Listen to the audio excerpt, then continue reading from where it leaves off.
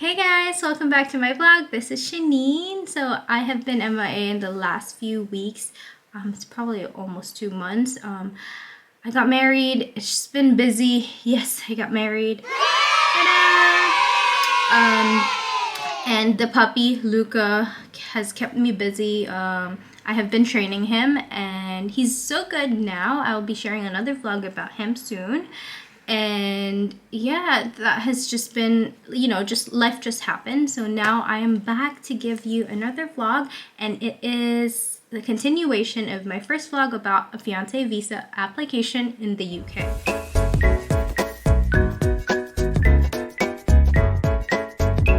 So as what I have shared in the first part of the fiancé visa application in the UK, or for the UK, while you're outside the UK, I have discussed and shared with you the documents that are needed, that you need for this application, for this type of application. So this part two, so wait, before that, don't forget to watch the first part. So I'll put the link up in here.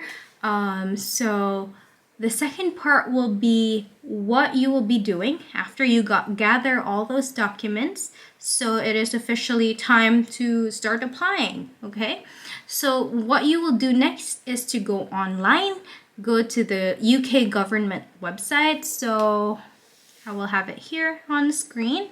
So click on that or visit that website. Of course, try to go into the family visas, apply, extend, or switch. So you have to find that. After that, you would be applying as a partner. So as a partner, or of course, this is a fiancé visa. According to their website, you could actually see apply as a partner or spouse. But since you're applying for a fiancé visa, click that. You still belong there. Apply as a partner. And then after you gather all that documents, you can start applying online. So on their website, you would see different types in there. And if you can find the link where it says apply outside the UK. So there are different ways of applying if you're outside or inside the UK. So we're going to be discussing about when you're outside the UK. Okay. So click that. And then when you get to that part of the website, so you'll have to go through a couple of questions. So basically, I'll not be giving you individual questions in here or telling you the individual questions. Most of these questions are very basic. It also, you can find all the answers in the documents that you have gathered. Okay, so that shouldn't be so hard. And then after answering all the questions in that form, your application form, on your online application, you would be paying the fees. So the cost for joining your partner when you're outside or when you're applying from outside the UK is £1,523. Okay, so that is what you're paying for the whole fee for the visa application. So fees, some people would have been asking me if there are other fees. Yes, there are other fees. So the other fees would be the biometric fees. So that would be different. So I'll be discussing that later. So that is a fee on top of the £1,523 that you are paying for the processing. So it would also differ, like during the biometric, there would be several services that you can avail that will depend on you already. So I'll be discussing or showing you or sharing with you all the other services that they offer later on. So on top of the, so as mentioned earlier, the biometric fee is about £19.20. Okay, so £19.20 or pence. So, but in some cases, you can expedite the whole process. You would just need to pay an extra £800. Okay, so during my time, it wasn't available. So it's not always available. Okay, so the 800 or the expedited or super priority service isn't always available. Okay, so if when you're applying, if you would see the option for you to pay the super priority service, then you're lucky. But during my time when I was applying, it wasn't available in the Philippines. Okay, so I guess they were saying just because of COVID, there were a lot of delays in their application, so they did not really promote or allow any priority processing. So if you paid the additional £800 for super priority service, you will be getting the decision by the end of the next working day after you provide your biometric information. If your appointment was at the weekend, it would be 2 working days. So it's really not that long. It's very fast compared to waiting the 8 weeks that they're saying.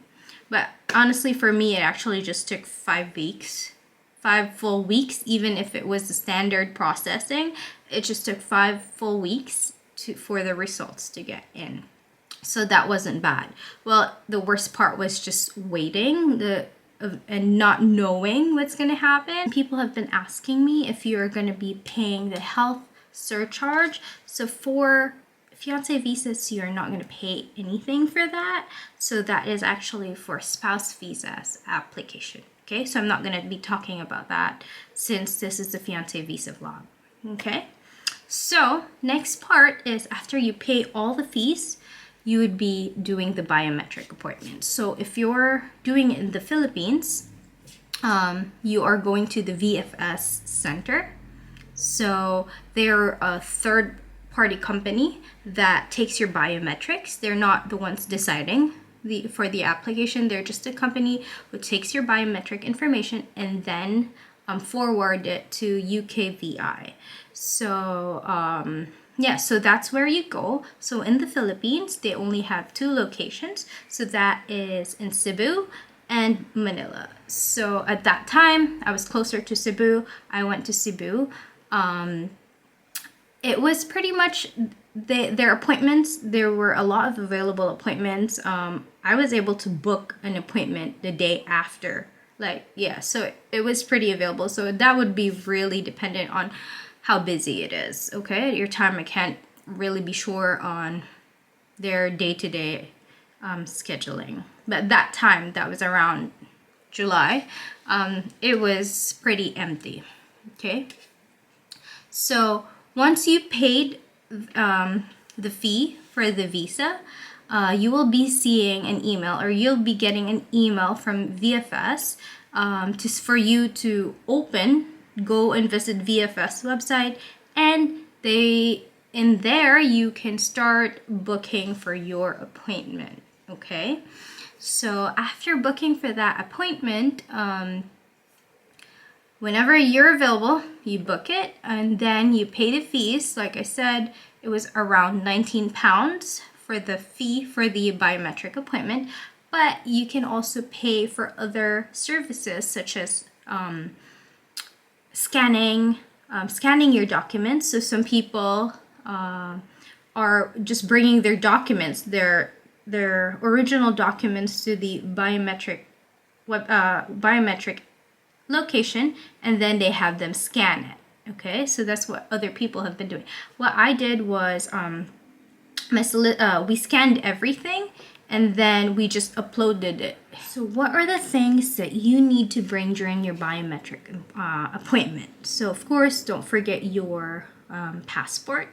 Also, I forgot to mention earlier that you can also add a service of having a service during the biometric appointment for them to mail your passport back to you. So that's what I did. So I didn't have to go back to Cebu. They just mailed your passport back to you instead of picking it up in the center itself. So here are the things that you need to bring during your biometric appointment. First, I said, was the passport, and then your VFS appointment confirmation. So you'll be getting that on your email. And then you have your official UKVI home office checklist. So do not sign this, okay? A tip is do not sign this until you're at your appointment. They will ask you to sign it, so sign it there. Don't do anything yet. Okay, so this checklist will show all the documents that you have submitted if you have uploaded it online.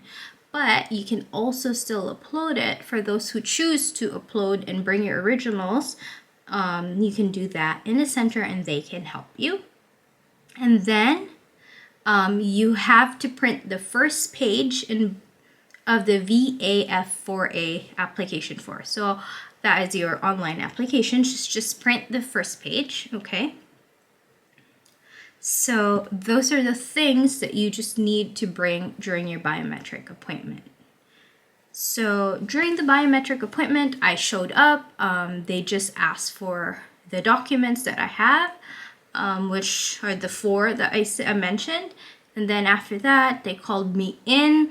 I actually paid for additional on the text message, so I asked them to give me text message updates. So that was around 200 pesos, if I'm not mistaken.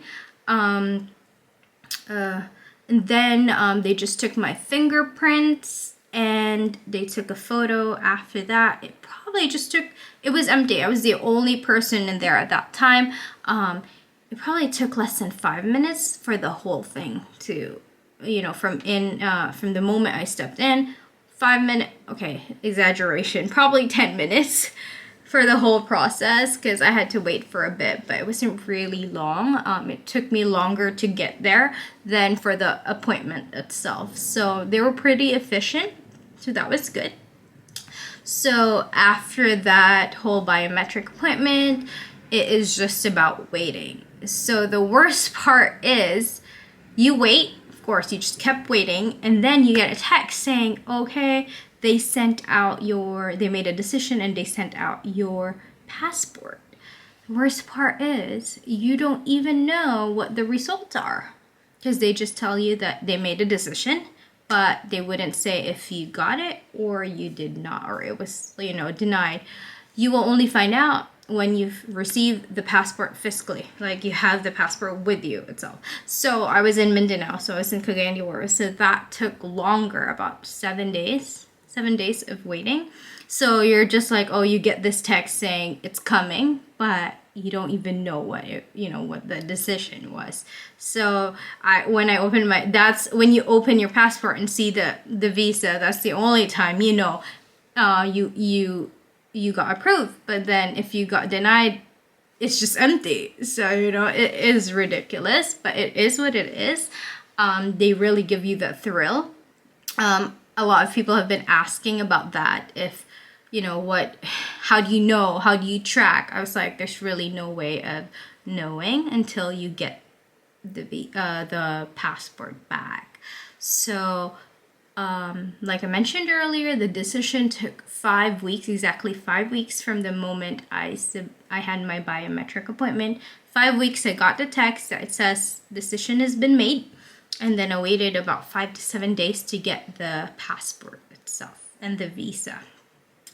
So that is it. I think I have covered everything. I hope I did not miss anything. So now I will be answering some of the questions that were asked on the part 1 of this vlog, okay? So first question was, how long did it take for you to hear about the decision? What year did you submit your application? So how long did it took exactly 5 weeks from the moment I submitted my decision, my biometrics. So 5 weeks from that, I got a text and an email saying that the decision has been made, and then I waited another week for the passport to arrive. Okay, so another question, did you use the priority service? No, I did not. So luckily, it was just 5 weeks. Usually for standard processing, they say it could take about 8 weeks to process it. So yeah, it was faster than what I expected. Okay, so another question asked here is, what if I got my bachelor's degree from my university back home in the Philippines? Unfortunately, They still don't recognize the Philippines as one of the English-speaking countries. I know, Filipinos really speak a lot of English. We use English as, in school. We read and write, speak in English while we're in school. Unfortunately, they still don't recognize that, so they still ask for the IELTS exam to prove your knowledge in English, okay? If you've got it in the Philippines. If you got your degree in the Philippines. But I think, okay, if you got a master's or a doctorate, you can try to prove that and get it validated, get a certificate, just like I did from NARIC, to prove that you have that degree, and they can translate it and give you a certificate that it is equivalent to a certain English language, or it is equivalent to the English language that they speak in the UK. But to be sure, just check the government website. I'm so sorry. Okay, so another question here is, how long can I leave the online? How long I can leave the online application after I started the form and before uploading all the documents? Okay, so I kind of read this earlier. It says they will save your application for a few days, but I advise you to complete it only when you're ready. Or if it erases that, you can reapply again online using the same email, and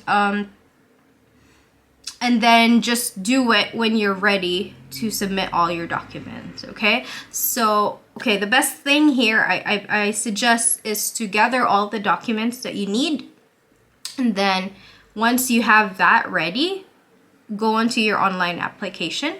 But if you get into your online application and you feel like, oh, I'm missing something, there is no problem with that, because if they delete your online application, you can make another one, okay? So that shouldn't be a problem. And yes, your fiance needs the reference number to be able to go and do biometrics for VFS office. So you can only book your biometrics when you have finally paid for the whole process, okay? So you can't just go to the VFS center if you don't, it's not like finalized, but you have to pay for it before you can book the appointment, okay? So, but although for the document, if you feel like, oh, my document, I'm still missing a document, you can wait a few days, because you don't necessarily need to finish or have all your documents ready before paying and your application, okay? But just make sure, the best thing to do really here is to gather all the documents as much as you can, and then do your application form online, and then pay for it, so you're ready to book your biometric anytime, okay? Okay, let's see. Biometrics appointment is after the online application or before. Biometrics appointment, again, is done after the online application. So you can only schedule your biometric appointment after you pay for the visa application. When will part 2 come, please? It is now coming. I'm sorry for the delay. Okay, another question. You said after 5 weeks you received the decision. Was that through priority service? No, it was standard processing. Unfortunately, at that time when I was applying, there was no superior or super priority service, okay? I just got lucky that the 5 weeks, like it only took 5 weeks for the whole process. So last 2 questions. According to someone here, hello, hope you can answer me about the health surcharge. Did you pay for it? and how much. So I did not pay for it. This is the fiance visa application. So for this, you do not need to pay for a health surcharge. Okay. So if you apply for a spouse visa, that is a different story, and you need to pay for the health surcharge, but not for a fiance visa. Okay.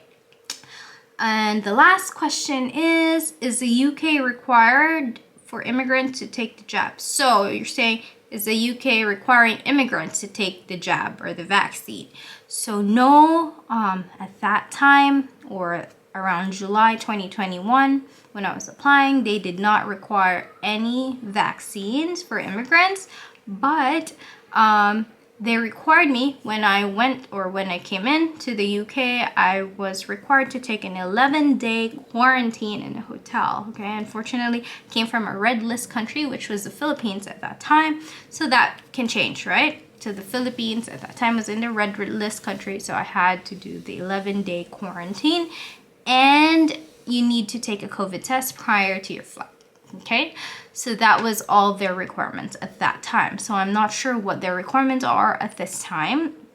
It could have, it could change. But as of now, I don't think they do. Okay, they don't require the vaccines.